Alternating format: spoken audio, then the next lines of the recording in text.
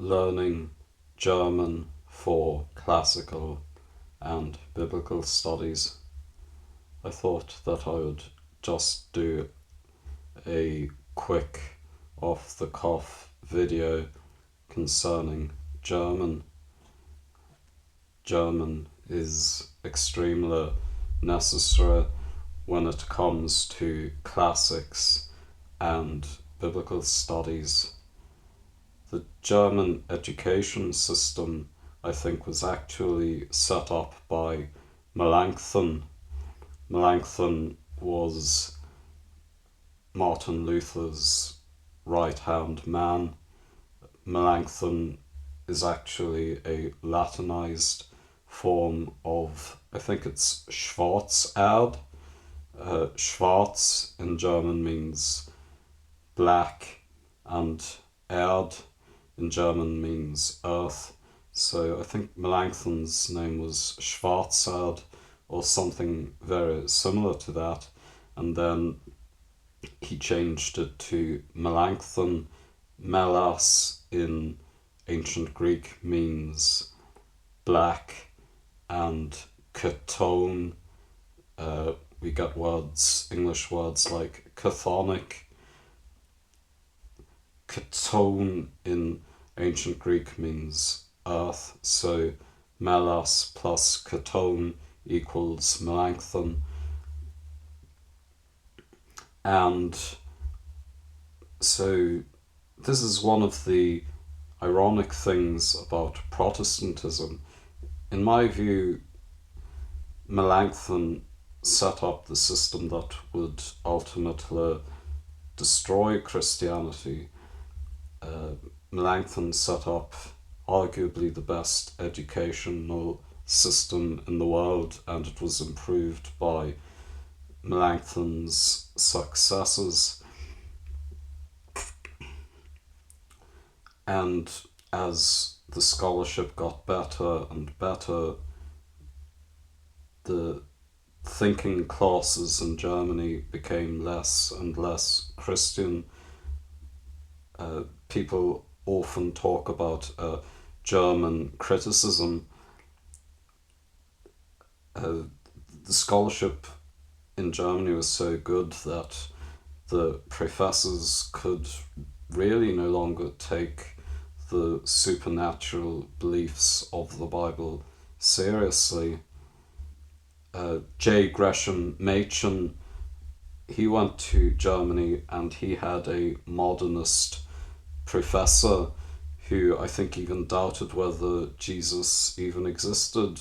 The German critic professor that he had said that it doesn't really matter whether Jesus existed as long as we believe in an ideal man, the idealized Jesus that is found in stained glass windows, the idealized version of Jesus that exists in most people's heads.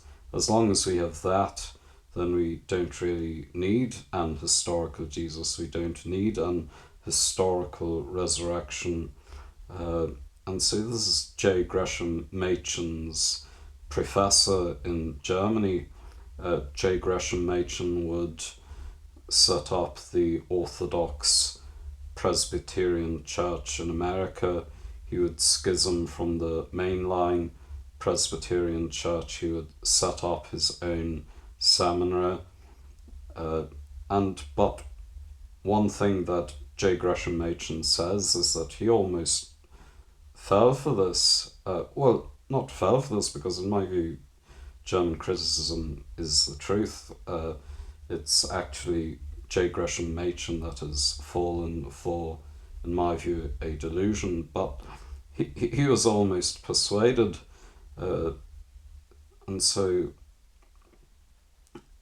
an extremely rearguard Orthodox Calvinist extremist was almost persuaded that perhaps Jesus didn't exist, and if he did exist, and if he didn't exist, it didn't really matter, because all that matters is the idea of Jesus.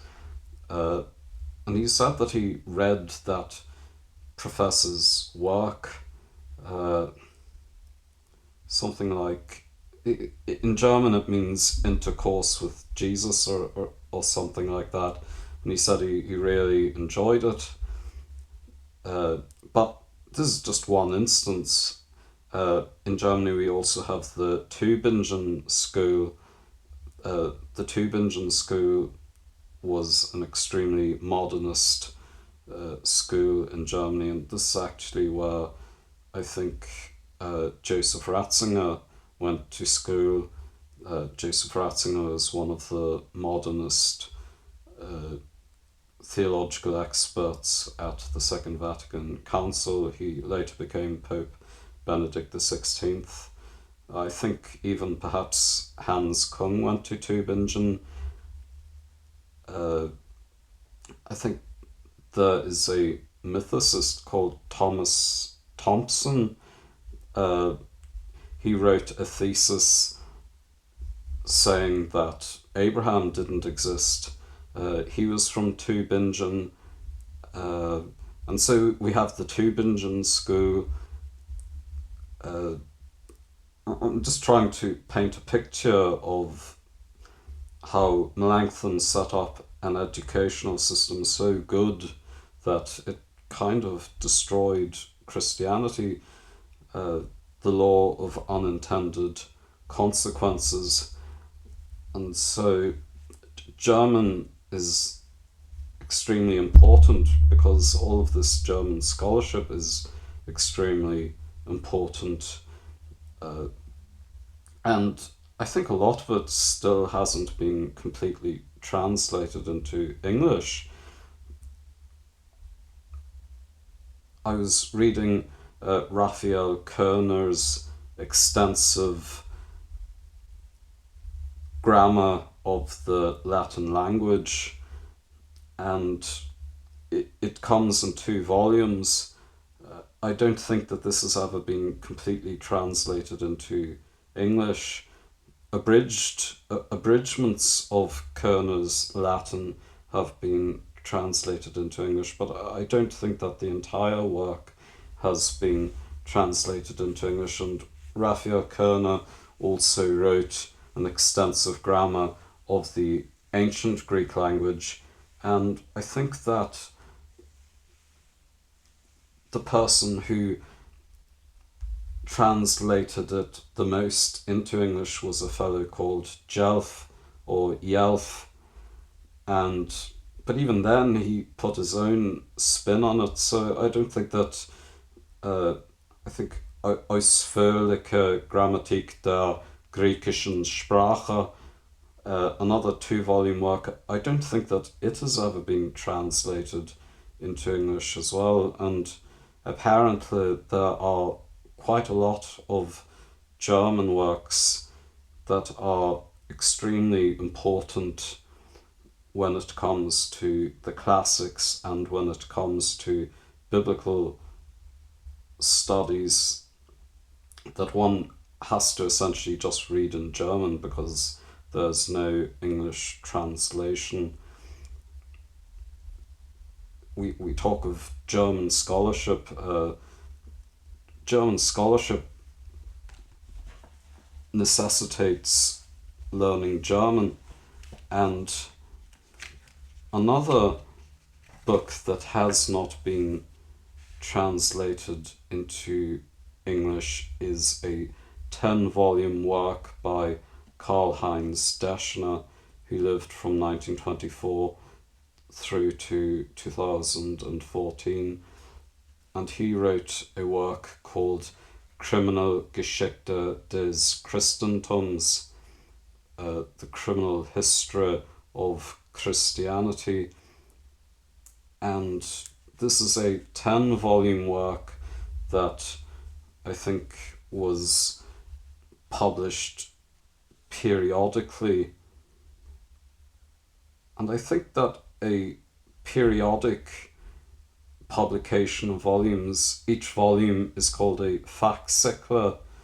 I think that is a technical term. So if one releases a multi-volume work in volumes, and each of these volumes are published separately, then each of these volumes are called a fascicle, that is a technical term.